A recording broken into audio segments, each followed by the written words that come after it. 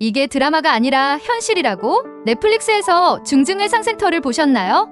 지금 공개 2주 만에 1위에 올랐다고 해요. 재미있는 건 제 주위의 외국인 친구들이 이게 진짜 가능한 일인지 판타지물을 본 것처럼 물어봐요. 넷플릭스 드라마를 본 외국인들이 한국 의료 시스템을 보고 기절할 뻔한 이유, 지금부터 이야기해 볼게요. 나는 몇 년 전 미국으로 이민을 왔어요. 미국은 정말 대단한 나라예요. 경제력, 군사력, 그리고 할리우드 영화까지. 그런데 살다 보니까 정말 충격적인 게 하나 있었어요. 바로 의료 시스템이었어요. 제 주위의 사례로 설명을 해드릴게요. 친구 한 명이 갑자기 심한 복통을 호소했어요. 한국 같았으면 바로 응급실 가서 검사받고 심각하면 수술까지 한 번에 진행됐겠죠. 하지만 미국에서는 일단 병원에 도착하자마자 보험 정보를 확인해야 했어요. 서류 작성, 신분증 확인까지 아픈 사람을 앉혀놓고 사무적인 절차가 끝날 때까지 기다리게 했어요. 그리고 접수대에서 하는 말이 지금 의사를 만나려면 최소 4시간 대기하셔야 합니다.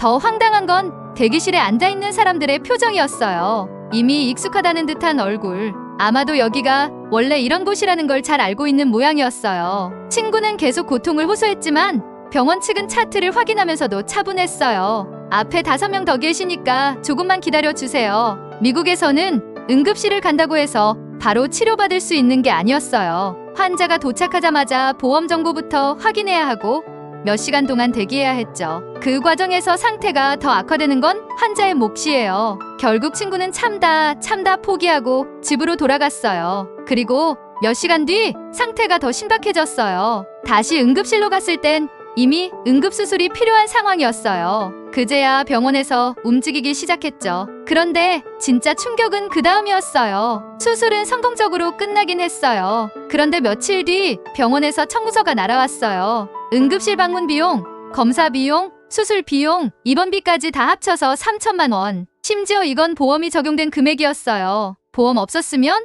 아마 1억 원이 넘었을 거예요. 그때 처음으로 깨달았어요. 한국에서는 의료 시스템이 서비스였어요. 병원이 환자를 먼저 생각하는 구조. 하지만 미국에서는 의료 시스템이 비즈니스였어요. 병원이 돈을 먼저 생각하는 구조였죠. 그런데 더 놀라운 사실이 뭔지 아세요?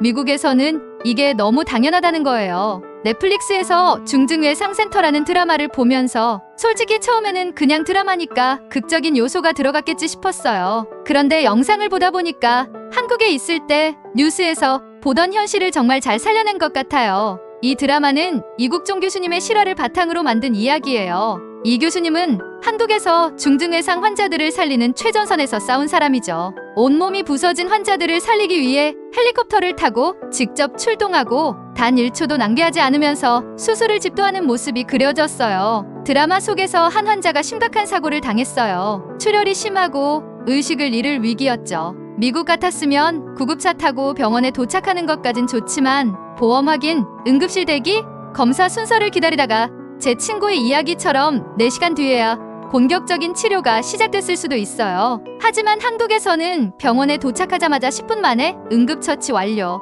혈압 정상화, 수술 준비 완료라니 입을 다물 수가 없었어요. 이게 드라마가 아니라 현실이라고요?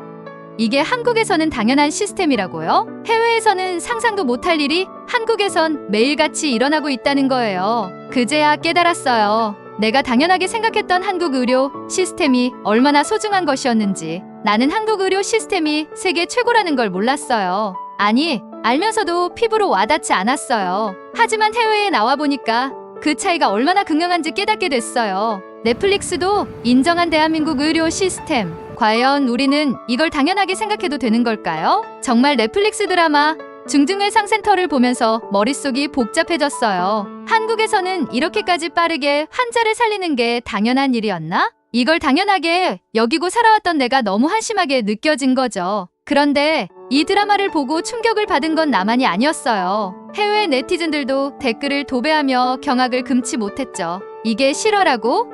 이 드라마의 장르는 판타지물이야. 미국에서는 비현실적이니까. 미국에서 저러면 불법이에요. 치료보다 돈을 먼저 내야 하니까요. 우리나라에서는 저렇게 응급수술을 바로 해주지 않아요. 보험 없으면 그냥 내버려둡니다. 너무나 당연하게 여겼던 한국 의료 시스템이 해외 사람들에게는 그야말로 기적처럼 보였던 거예요. 그리고 나도 미국에서 몇 년을 살면서 이 기적을 잊고 있었다는 게 부끄러웠어요. 미국에서 살면서 가장 무서웠던 건 병원 가는 것 자체가 공포라는 거였어요. 솔직히 말하면 여기서 아프면 안 된다는 강박관념이 생겨요. 한 번은 내가 심한 몸살을 앓았을 때였어요. 고열에 온몸이 부들부들 떨리고 머리가 깨질 것 같았어요. 한국이었다면 근처 병원 가서 진료받고 주사 한 대 맞으면 끝이었겠죠. 그런데 미국에서는 일단 병원에 전화해서 예약을 잡아야 했어요. 응급실이 아닌 이상 예약 없이 병원 가는 건 불가능하거든요. 당장 아픈데도 예약 가능한 날짜가 일주일 뒤였어요. 나는 너무 황당해서 그럼 지금 아픈 사람은 어떻게 하죠? 라고 물었어요. 그러자 돌아온 답이 더 충격적이었어요. 너무 아프시면 응급실 가세요. 대신 응급실 비용은 최소 $3,000가 나옵니다. 순간 멍해졌어요. 몸살 하나 때문에 응급실을 가야 한다고?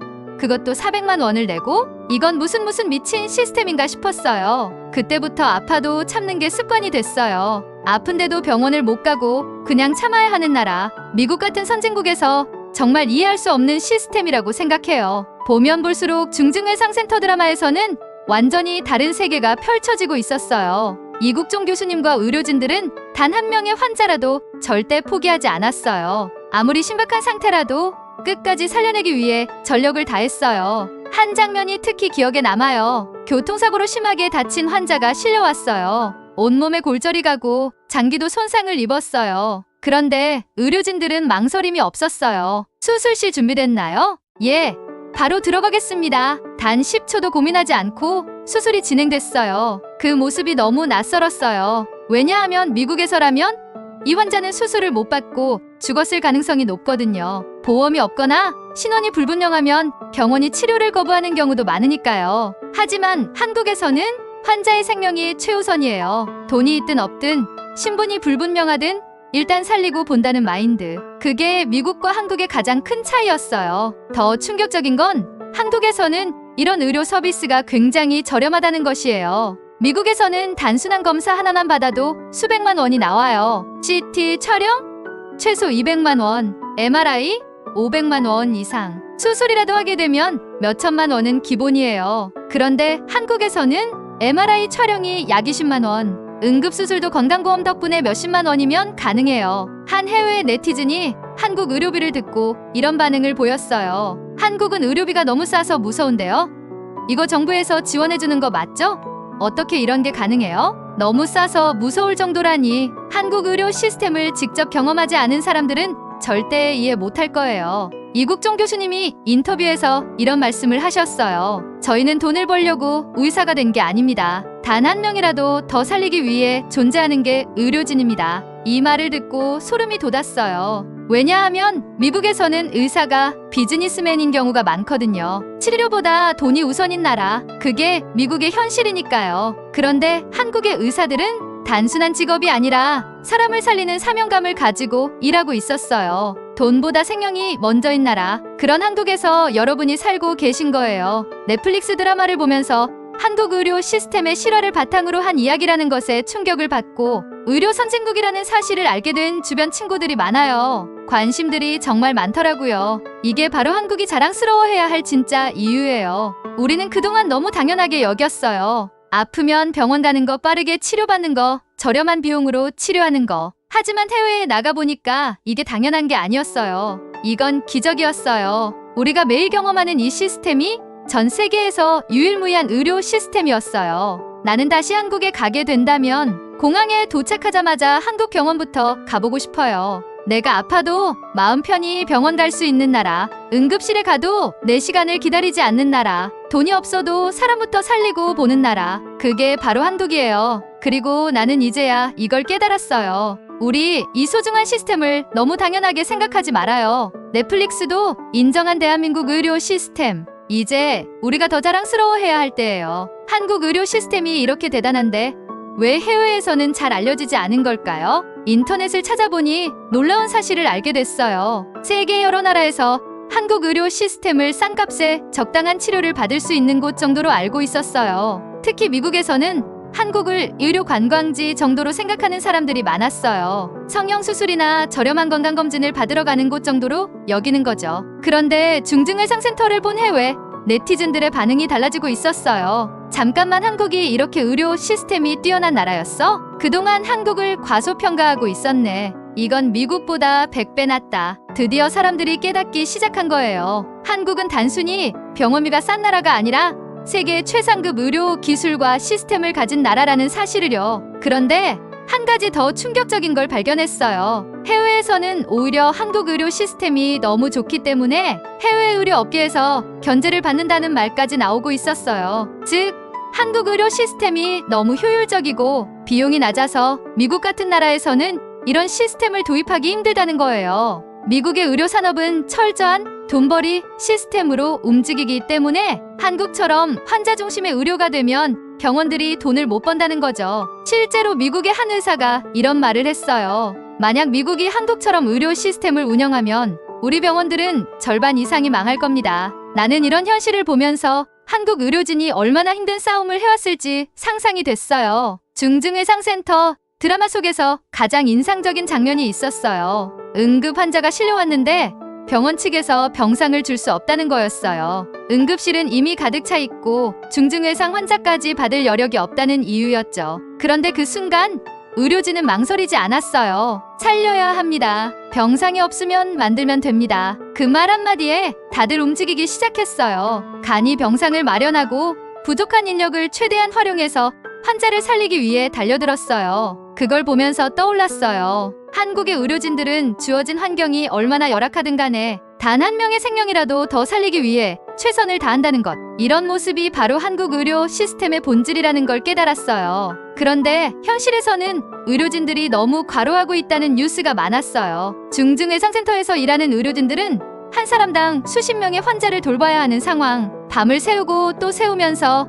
자신의 몸이 망가져가면서도 환자를 살리겠다는 사명감 하나로 버티고 있었어요. 나는 그걸 보면서 가슴이 아팠어요. 국민들이 누리는 이 의료 시스템이 의료진들의 희생 위에서 돌아가고 있는 건 아닐까요? 한 번은 미국 병원에서 일하는 친구에게 중증외상센터 영상을 보여줬어요. 친구는 처음에는 그냥 흥미롭게 보다가 점점 표정이 굳어지더니 나중엔 한숨을 쉬었어요. 이건 불가능해. 우리 병원에서는 저런 속도로 치료 못해. 왜? 시스템이 달라서? 그것도 있고 솔직히 말하면 의사들도 이렇게까지 안 해. 여긴 의료진보다 병원이 힘이 더 세거든. 그 말을 듣고 나는 더 답답해졌어요. 미국은 세계에서 가장 의료 기술이 발전한 나라 중 하나인데 의료진들이 시스템 때문에 최선을 다하지 못한다는 거예요. 반면 한국은 열악한 환경에서도 끝까지 포기하지 않고 환자를 살리려는 의료진이 있어요. 그리고 그 의료진들을 믿고 안심하고 병원에 갈 수 있는 국민들이 있죠.